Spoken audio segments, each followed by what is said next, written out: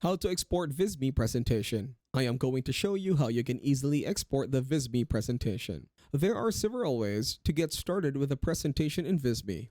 Their template library has hundreds of pre-designed options in various categories, like business, education, pitch deck, and non-profit.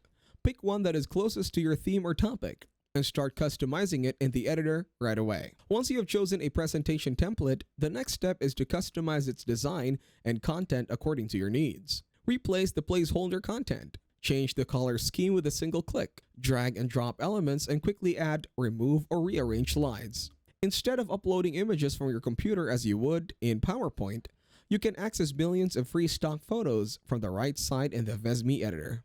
You can also tap into libraries of vector icons, animations, videos, and more. They are all searchable. For example, spice up your slides by adding animated characters. You can change the skin tone and colors, or play around with the speed and repetition settings to customize these assets. When your presentation is ready, it is time to save it to your computer. Navigate over to the top right corner of your screen and click on the download button.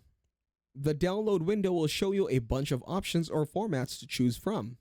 To export your presentation in editable PowerPoint format, click on the Present Offline tab and select PPTX.